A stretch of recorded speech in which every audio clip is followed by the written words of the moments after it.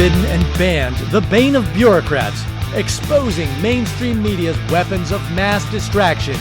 Flying under the radar and dropping truth bombs on tyranny. It's Liberty Now. Kia ora, and welcome to episode number 10 of Liberty Now. I'm your host, John Bird. Thank you for stopping by. This is the show for discerning minds and common sense. We seek the truth and can think for ourselves. We're here to follow the stories behind the headlines, ask questions, and talk to people who are making a difference. Please be sure to subscribe and get the show notes for this episode at libertynow.com. Okay, I'm going to open with a quick clip from Fox News last year. But a group of parents here in Los Angeles are now filing one against a school district. It's all related to classroom closures that started at the beginning of the pandemic. The attorney representing them, Tim Snowball, says the suit is the first of its kind in the country. The parents behind the legal action allege their children have suffered academically and emotionally without in-person schooling. They're now suing the LA Unified School District and the local teachers union. The parents want classrooms to reopen and are also seeking financial reimbursement for what it costs to keep their kids educated. Children like our clients in this lawsuit have been suffering needlessly because of the political demands of UTLA, which have absolutely nothing to do with the health and safety of teachers or students. The scientific consensus is now clear. Schools can be reopened. And that was Tim Snowball, my guest today, a civil rights attorney with the Freedom Foundation. Tim, welcome. John, thank you for having me. Appreciate it. Happy to be here. Yeah, absolutely. Well, I want to thank you for your work on defending the Constitution. But in reality, the Constitution is just a piece of paper defending our natural rights. Isn't that right?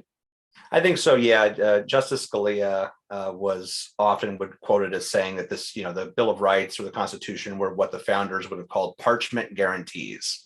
And that, yes, without some backing up of that or being willing to kind of fight for it, that they're just words on paper. So obviously, as you allude to, the actual meaning of these things go much deeper than the words on the paper.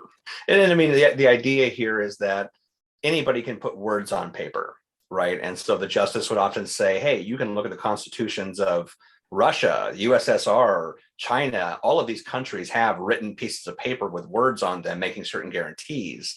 It's really the substance behind the words and the quality of the character of the people that really makes the difference. Absolutely.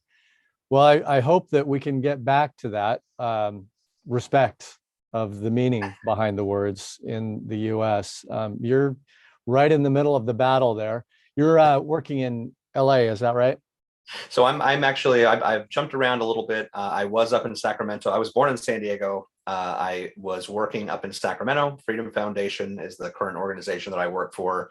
I'm actually back in San Diego now. I'm starting a family. So our first child will be arriving here probably the first week of October.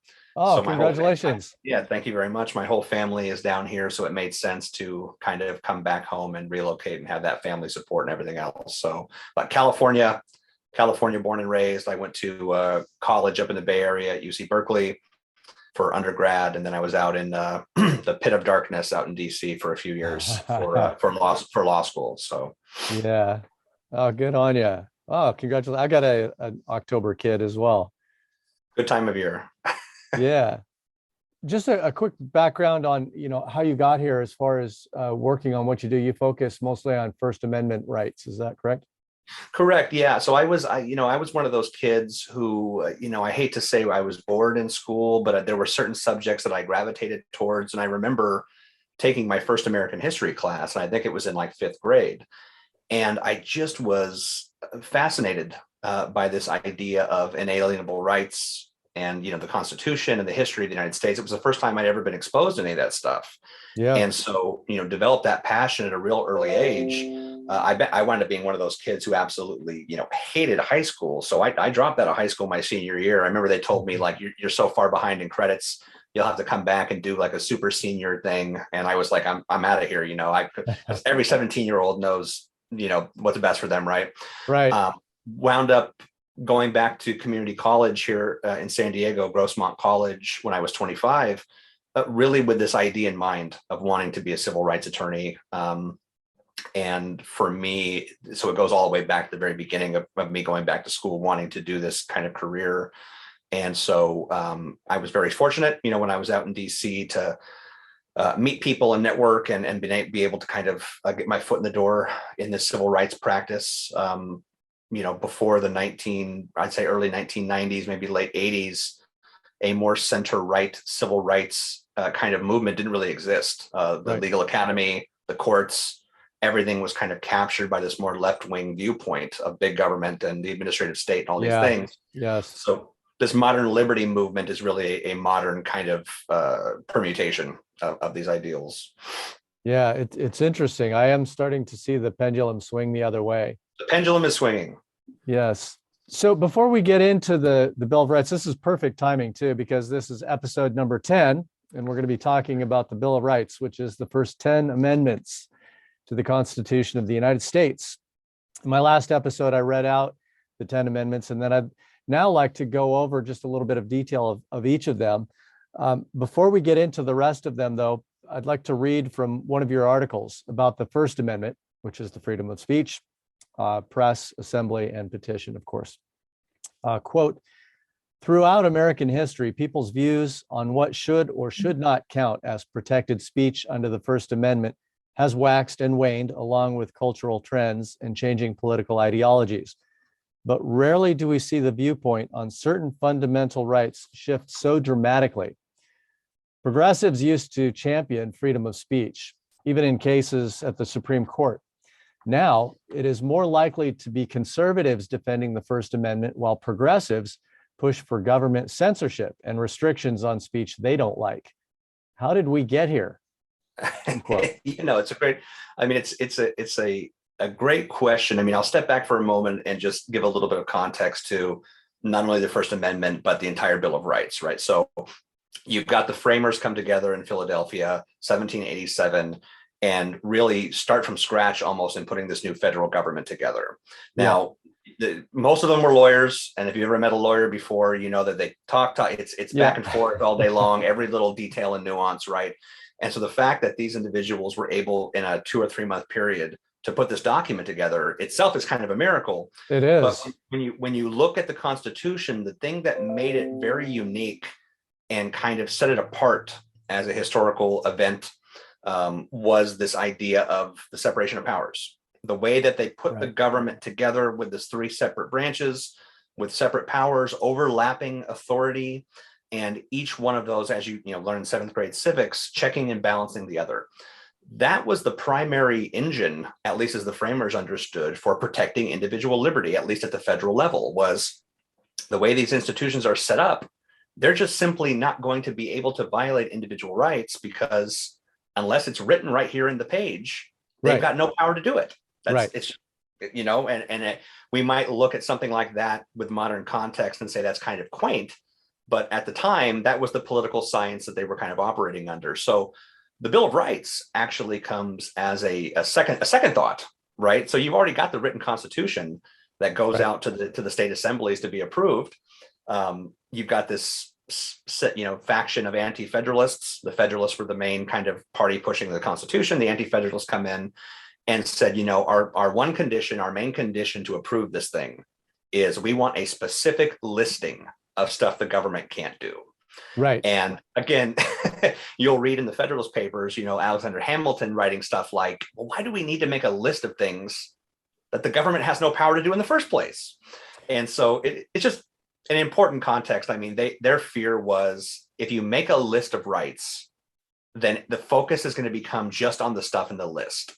Right. And as we've seen over the last 200 odd years, that has come to pass. Our main civil rights stuff really focuses on these things explicitly spelled out in the Bill of Rights, as opposed to a broader scope concept of individual liberty. Right, and I think it gives more room for interpretation, or I should say less room for interpretation, or more protection if you have negative rights, right? Sure.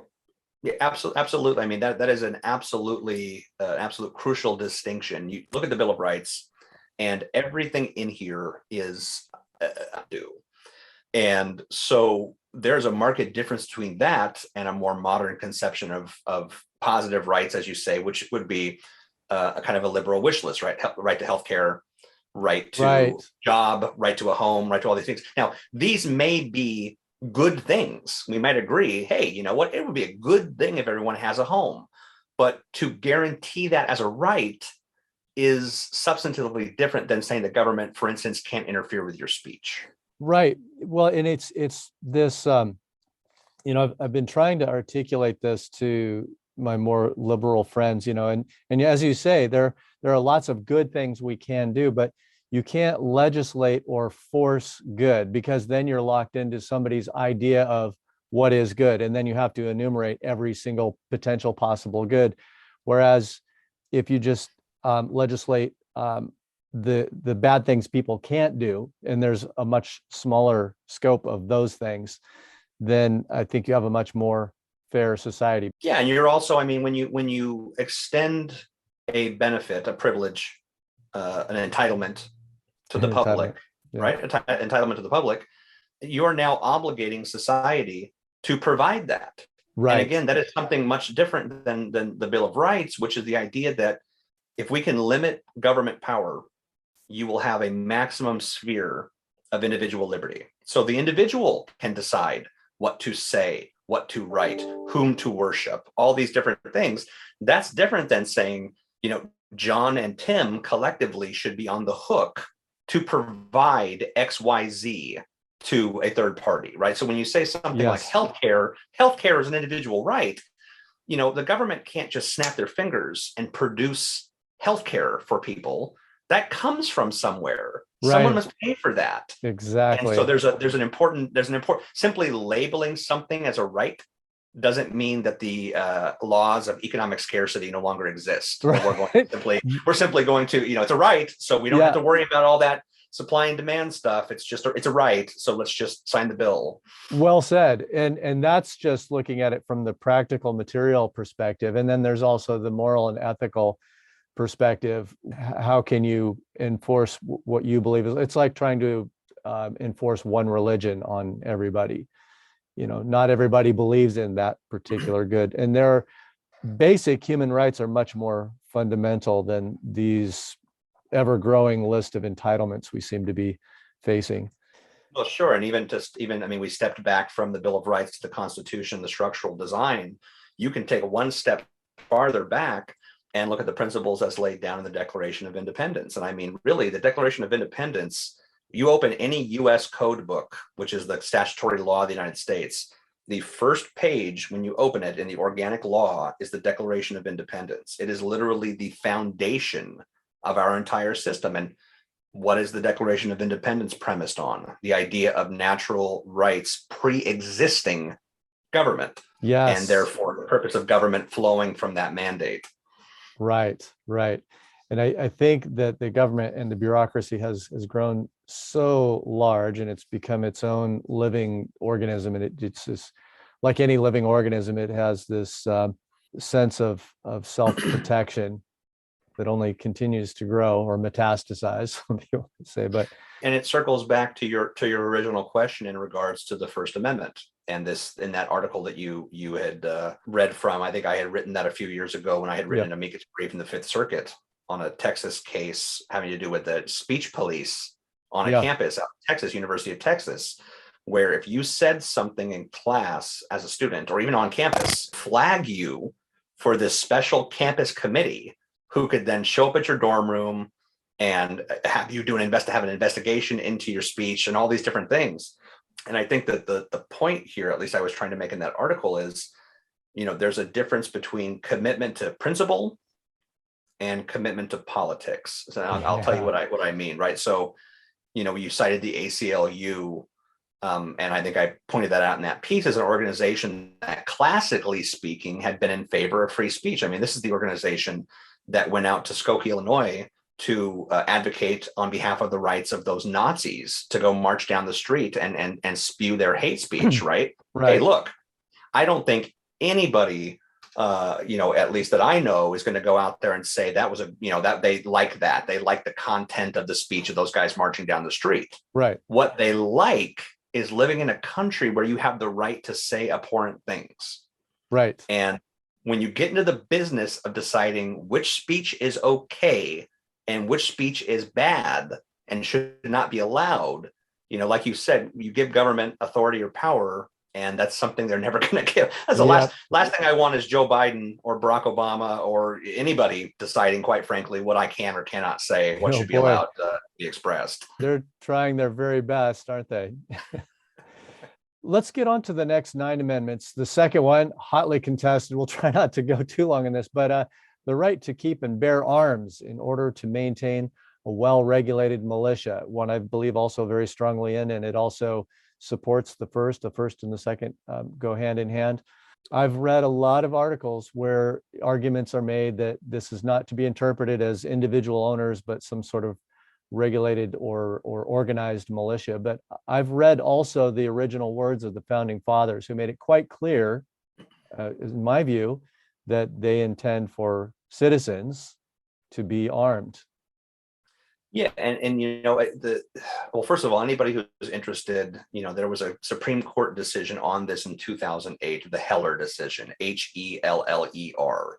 And the majority in that case painstakingly goes through the history behind the Second Amendment, pointing out the reasons why it was interpreted to convey an individual right upon individuals to bear arms. But I think the larger point here really is one of a judicial interpretation. I mean, think of just this term alone at the Supreme Court. You had 5 or 6 hot button issues that got decided by the court. And the split really is based upon which philosophy of judicial interpretation the particular justices embrace. So, for example, you would look at a decision like Heller, right, where Justice Scalia and the majority in that case in 2008, the first thing they looked at was the text, the words of the Second Amendment. Yes. Trying to figure out what those words meant at the time the amendment was enacted. There are all kinds of reasons why that should be the starting point for judges. Number one, nobody elects judges. Right. There's no democratic oversight, especially at the U.S. Supreme Court.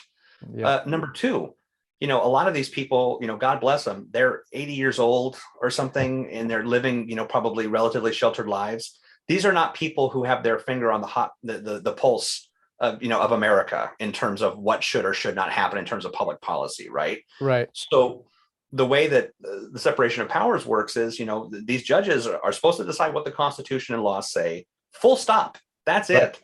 And so, you look at Heller or any of these recent decisions this term, and sometimes opinions might not come out. The result of cases might not be what an individual justice likes. Like, for example, someone might go, man, if I was king of the universe, or if I could snap my fingers and make this happen, this is not what I would do.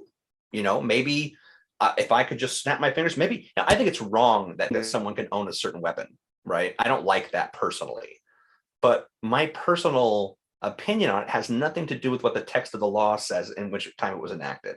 And so, especially when it comes to the Second Amendment, the very reason we have a Bill of Rights is to remove certain things from democratic commenting. So I always think it's funny when news media or something will have like a poll, like, hey, X number of Americans support policy X, to repeal whatever amendment or change whatever amendment. And I go, that really has not, that really, it really doesn't matter, that's kind of not the way the system is set up. So, but you definitely had a good result this term on the Second Amendment and the First Amendment. I mean, it's the court, I think, for many observers, is definitely moving in a positive direction. Yes, yeah, which is very encouraging after so many years, especially recent 5 to 10 years of going the other way. So, amen to that.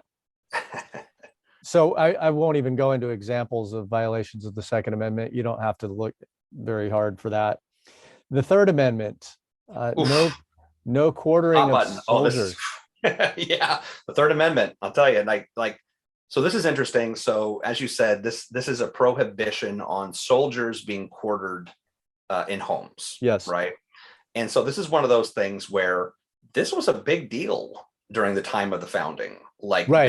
they had myriad examples of this, what they consider to be a basic property and privacy right in the home that bleeds over into the Fourth Amendment. But this was, a big deal on the table, and they enact this thing. And it's just one of those examples of historical, circumstances not bearing it out. Right. Right. I don't, to my knowledge, there's never been a major Third Amendment case ever decided by any federal court in the United States. Maybe Right. there's a couple of examples I'm not familiar with, but I've seen it employed as a potential violation with regard to property owners, renters not being allowed to be evicted from their homes, and some of those renters may be military, and so you could make the argument. But no blatant, I guess, obvious cases. I've sat around, conservative libertarian happy hours before with a bunch of other lawyers going, man, whoever comes up with this Third Amendment case is really going to get their name on the books or whatever. But, as you mentioned, it's nothing has kind of happened with that so far in American history. Fourth Amendment, though, I think we have seen unreasonable searches and seizures, but that's all about, freedom from unreasonable searches and seizures. I love the Fourth Amendment. My work now at the Freedom Foundation is mostly focused on the First Amendment rights of public workers, not to have their money taken and spent by unions without their consent. That's a violation of their First Amendment right against coerced speech. But in past jobs, my most recent job, I was a big Fourth Amendment guy, and we filed a lot of cases trying to protect people's right to be safe and secure from government interference inside their own home. And I think the Fourth Amendment is a great example of, again, how the text of the Constitution, the text of the amendment is locked in place, but it's flexible enough to allow for modern circumstances. So I'll give you an example. There was a case that came up a few years ago where a police jurisdiction was using infrared kind of sonar technology to look at homes that were suspected of having illegal marijuana grow operations. Right. And by pointing the thing at the building, they could see heat signatures that would let them know whether there were like plant growing lamps inside. And based upon that, then affecting arrests and everything else. So the court comes in that case and says, okay, we're looking at the Fourth Amendment. Obviously, the framers weren't thinking about heat growing marijuana. So how do we look at this language and decide whether or not it should encompass this right to be free from this technology, which was the basis for the case? And they said, look, even though the text of this doesn't encompass this, the basic idea is for people to maintain privacy inside their homes. And this, using this kind of heat-seeking lamp or camera or whatever it was to basically see into someone's living room or garage would be no different than a constable in the 18th century kicking the door down and walking inside. Right. And so based upon that, they were able to say, look, this is we're going to hold this to be unconstitutional. Now, the main issue with Fourth Amendment law currently is this idea of administrative searches. There is something called the administrative search doctrine that was made up in the 1970s out of thin air, which basically says when the government has an administrative reason for needing to effect a search, that's not going to be considered a search requiring a warrant. All right. And that small, as it does with many doctrines, this small exception, the small slice out from our liberty winds up over time being compounded to where now you've got this beastly administrative search, exception that is absolutely insane. I'll give you an example. I had a client out here in California who was a falconer. Yeah. And they go out and they fly them. Some people do hunting with them. Others just do different routines and tricks and stuff. It is absolutely a dedicated art form, far more than having a pet. I mean, you have to train, you get these birds from birth and you train them every day. And the relationship is incredibly close between animal and man. And so the state of California enacts a regulation saying you have to have a falconry license. Okay, we can see that. It's a license. But as a condition of getting your license, you have to agree to warrantless searches of your falconry facilities at any time that Fish and Wildlife shows up on your doorstep. As you may have guessed, 99% of these people their falconry facilities are like their bedroom. The bird just lives in the Right. house. So this winds up in enforcement functioning as them being able to come into your home at any time without reason, without a warrant. And it, again, couched under Ridiculous. this administrative search exception. So That's a great example. So moving on to the Fifth Amendment, the right to due process, freedom from self-incrimination, and double jeopardy. There's a couple of the Bill of Rights that I think where January 6th might be applicable here, but I'd like to get your take on it. So what about the Fifth Amendment? yeah, so I think there are a couple of points that you mentioned in there that are particularly important in the context of criminal law. Of course, double jeopardy. If you are tried in a court of law and found to be innocent by a jury of your peers, they can't charge you again. And you cannot be tried again for something for which you've already been found innocent or guilty for that matter. And again, you have to look at the historical context. There was all kinds of shenanigans going on under British law or lack thereof, in the colonial era in the United States. And again, this was trying to combat a very specific violation going on during colonial times. The other one, another important one, not being compelled to speak, to speak out against yourself, to testify against yourself. Right. Now, don't construe this as legal advice, but I would suggest that your listeners or viewers go look up the Miranda case, right? Miranda versus Arizona. Yes. You absolutely, this is not legal advice, but you absolutely, as a matter of stating principle, have no obligation to speak to police. You cannot be forced to speak to police unless you're in the back of a car. You don't have to say anything. And the police, even in the course of going through, and trying to do their law enforcement activities, are allowed to mislead you and basically lie to you in order to get information about the case. So Right. That would be my suggestion, and that I tell friends and family is, even if you, especially if you're innocent, but even if you have some question about whether or not you've committed some violation, you're not obligated to speak to police. So that's the self-incrimination prohibition. Right. One other point here I think is interesting on the Fifth Amendment is this idea of the takings clause. So we've all heard of, just compensation. The government can take your property, but they have to pay you just compensation, right? Right. The classic idea of this would be if the government was going to perhaps take your property to build a park, right? It's public use is the phrase they use. So something for public use. So a park, a hospital, a freeway, think of it like that. Right. Unfortunately, that phrase has been expanded in recent years. You had a case in 2006 at the Supreme Court, Kelo versus New London, where they had New London, Connecticut had basically come in and taken this entire neighborhood of houses, and they were planning to sell the property or deed the property over to a pharmaceutical company to build a new office complex or something that was going to generate tax revenue. And so the New Londoners went, my God, you can't, this is not public use. You're not building a park. They took them to court. It got all the way to the U.S. Supreme Court. And unfortunately, the U.S. Supreme Court in 2006, they had an unfortunate ruling in the Kelo case. And they said, well, we know public use meant, this classical kind of understanding, but we're going to interpret that more broadly here to encompass generating tax revenue. And it was a liberal majority of the court that point who decided that case. And again, it's a test case. You can compare that to a Heller case, for example, to look at how the different judicial philosophies function. One is couched in the separation of powers and limiting the role of judges. The other is a more expansive understanding of what judges do and perhaps even judges functioning as a super legislature of some kind to enact law. Like the sort of anything can be justified under the greater good. Which is no limitation at all. Exactly. That's why one of those other basic philosophical points, I question, is there really a greater good? That could be a whole episode by itself.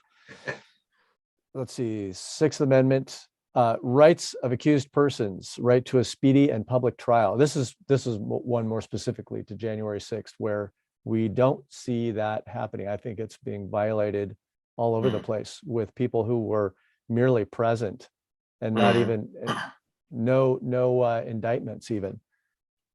Yeah, so my first job in law school, my first summer clerkship was in a public defender's office.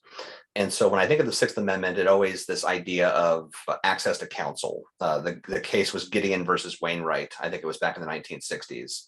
And the Gideon case was in the context of a criminal trial where someone had been basically denied counsel. They weren't given access to publicly provided counsel. So prior to that, if you couldn't afford an attorney, if you were charged with a crime, you didn't have an attorney. There was no public, the Sixth Amendment had not been interpreted to provide that for you as a benefit of citizenship. And so when I worked with attorneys in the public defender's office who, had the Sixth Amendment up on their wall in their office to remind them of really what their duty was, which is to step in and to give people a criminal defense. I mean, even the worst offenders, the reason that we can be confident in a verdict when someone's convicted is because they've been given the benefit of the law and due process. And a big part of due process in the criminal context is access to counsel and not having to defend yourself, having someone who's a legal professional be able to come in and basically speak on your behalf and give you advice on what your best course of action is. So I know in a lot of these hot button cases that come up now, so many people are quick to, like somebody gets accused of something or gets arrested for something. And it's like, string them up, they're guilty. Right. And really, not only in our system do people get the benefit of the doubt, quite literally, but going through that entire process is important for feeling confident in the end result, that the correct result was reached. Right. And more secure in our own freedoms and, to go about our daily lives. Right. How many examples have we seen where people ended up, even on death row and maybe even were pardoned posthumously? It's that alone should give us pause. So moving on to the Seventh Amendment, the right of trial by jury in a civil cases. When $20 is a controversy. So again, I know. This is, hey, $20 is $20. That's right. But obviously the exchange rate for $20 in 1787 was probably quite a bit more money. So whatever you think a sizable amount in controversy is, I think for current federal statutes, it's like $75,000 or something. So insert a sizable amount of money into this and you'll see what the purpose of this was. But again, very, very few Seventh Amendment cases have come up. I think most of the cases I read in law school were these kind of classical foundational cases trying to figure out the difference between a case for equity versus a case for legal damages and wonky stuff that nobody who's not slaving away getting a JD really cares all that much about, I think. But again, and something that was a big deal to the framers that, they wanted to preserve in there that simply has not been borne out over time.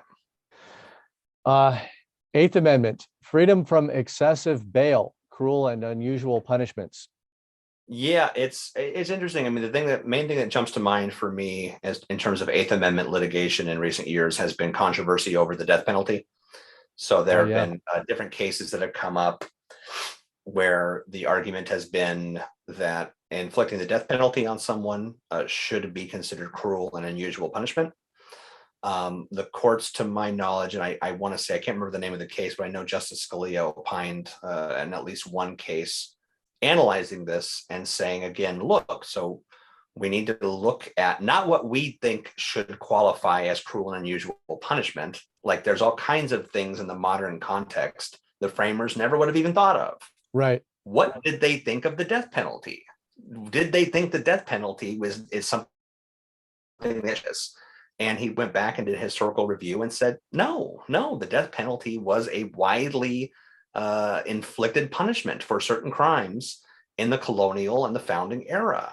And so it's simply incompatible with an original understanding of the Eighth Amendment to claim that the death penalty should qualify for this. And again, like that's not to say that Congress couldn't enact a bill tomorrow saying that cruel and unusual punishment is illegal, right? And they could try to do it. There are reasons structurally why that would be questionable, but I guess they do all kinds of questionable things. But my point there is simply that whether you're talking about death penalty, gun rights, any other hot button issue, it's not as if Congress's hands are tied, besides just the reality of political gridlock.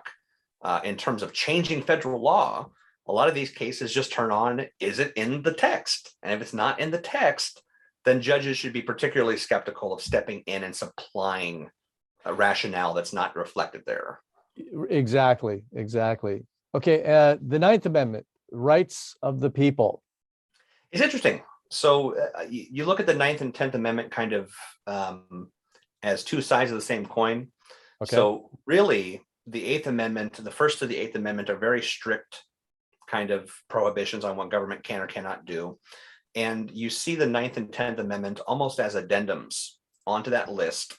And so, for example, the Ninth Amendment says, just because we've made a list of rights in this Bill of Rights doesn't mean that's all there is.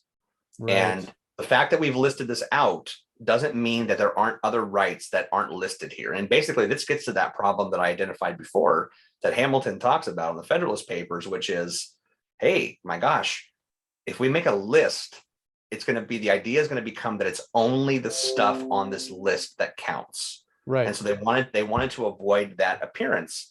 And unfortunately, the Ninth Amendment hasn't gotten much attention over history. At this point, you probably have two schools of thought on the Ninth Amendment. You have the kind of Borkian school of thought. Robert Bork, during his confirmation hearings for the Supreme Court, I think it was in the late 80s, was famously quoted in the confirmation hearing as saying that the Ninth Amendment is nothing more than an ink blot, that wow. it really has no purpose or functionality. It's just kind of a statement gate or enforce.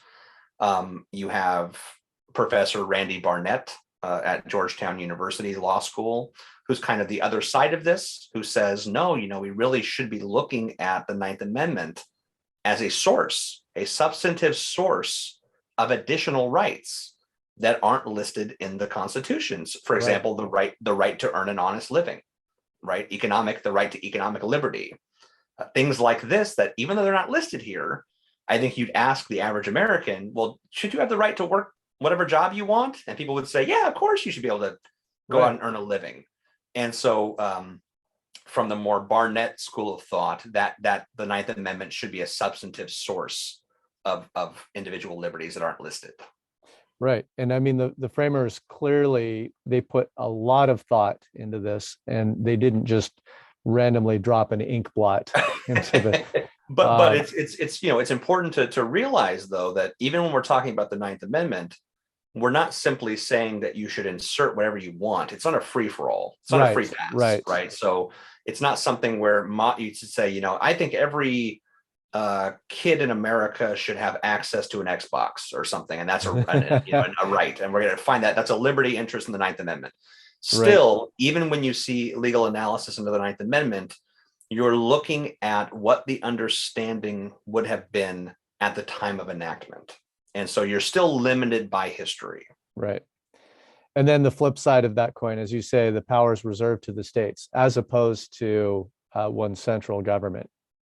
Sure. 10th Amendment, right? It's the same kind of idea as the Ninth, in terms of kind of being tacked on there at the end as an additional protection and statement of principle. And so the 10th Amendment says, hey, whatever powers that the people have given to the federal government under this Constitution, whatever's left is theirs. And so, originally the idea was Article 1 of the Constitution, Section 8 has this, I think it's like 16 things Congress can legislate on. That was supposed to be it. If it wasn't on that list, that was supposed to be it. And so from that framework, the vast majority of political power and regulatory power was reserved to the states and to the people. Right. I really appreciate giving us a clearer understanding of each of the amendments in the Bill of Rights.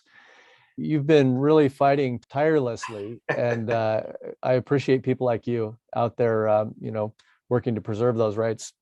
Tim, in the bigger picture, what are the best and worst case scenarios you see for America, say between now and 2024?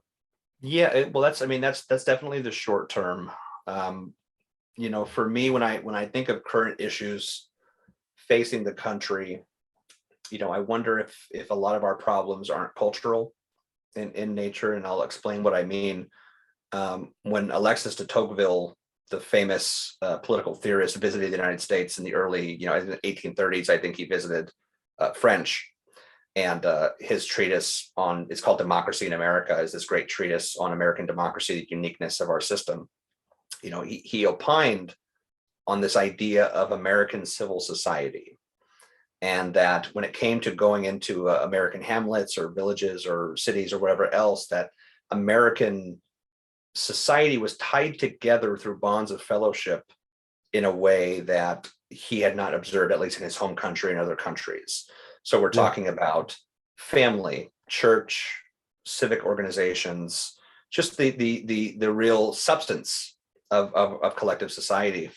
And that's something that I think has been frayed, quite frankly, and harmed in recent generations, because as long as Americans look at each other as the enemy, and especially when it's over a simple difference of opinion, it's going to be hard to come to the table and reach compromises on even local issues. I mean, my God. It's amazing. I mean, I've seen it just in my lifetime, and it seems to have accelerated. I mean, there were always, political differences, and I don't remember as a kid even this sort of gamification of where there's like the right is red and the left is blue, the Republican and Democrat, like the team colors. Well, it's tribalism. It's tribalism, right? Yeah. It's tribalism, and what winds up happening, I think, is that it exacerbates some of our worst, impulses as human beings. And so, rather than being community minded and seeking what's best for the country, I mean, even 50 years ago, if you were somebody who was critical of the United States, we all saluted the same flag and understood that even if you were opposing what the country did, it was still the country and our system of government that was providing you the individual liberty to disagree. Correct. And so I think a lot of that civic mindedness has been lost. My hope would be that it doesn't devolve into violence, that it doesn't devolve into something more serious than just disagreeing. But at the same time, really, it's going to come down to what kind of country do Americans want to have? If our framers were correct, we hold all political power, and I think we should be willing to use it. Well, exactly. Well, we see sort of a lack of willingness to participate in the political process. It's more about like street justice these days. It seems to be, social justice on social media. But people need to be involved more in real politics, I think, and holding their politicians' feet to the fire, rather than setting fires in the streets. Yeah, I agree. I mean, there's this idea of democratic oversight, which is if people aren't doing their job in terms of elected officials, kick the bums out. Yeah, amen. Exactly. But again, you highlighted this idea of bureaucracy before, and unfortunately, I'd say at least a third, if not more, of the federal government at this point are unelected bureaucrats in administrative agencies, which is could be a whole different episode. Yeah. Well, it's and again, that it's at the root of that is just the lack of accountability. Whereas elected officials, they have term limits and those things. Well, Tim, I appreciate your work again. And how can people follow you or support you? What's the best way to follow your work? Yeah, so you can definitely check out Freedom Foundation. The best starting point is freedomfoundation.com. It's got our website, all of our client histories, and all the outreach we do to public employees. If you are a public employee who is interested in deciding for yourself how your money should be spent rather than having the union take it and spend it on radical politics, go to optouttoday.com. We have all kinds of resources on there about how you can flex and exercise your rights. And of course, we're all over Facebook and Twitter and all that fun stuff. Fun or taxing, depending upon the day, I guess, but Yeah. certainly all over social media. Awesome. Well, I'll put those links up on the website for you. Anybody interested in learning more, please go to libertynow.com and I'll post that up there. And Tim, are there any other news sources or maybe books recommended reading you would have for our listeners? Well, I mean, I am somebody who, unfortunately, I kind of lost my patience with the mainstream media, as I'm sure many people have. So I'm not much the media. If I had a general recommendation, it would be for people to read more. I know that they go about their lives and most people are just trying to put food on the table and take care of their kids and take care of their families, which is completely understandable. You don't have to be particularly well read to participate in our democracy and our system as it should be. It should be a right of citizenship. But I would say, you mentioned sources like the Federalist Papers. Yeah. We have an entire series of essays that were written by three of the primary founding fathers about what their view of the Constitution was at the time that they were out there fighting to get the thing ratified.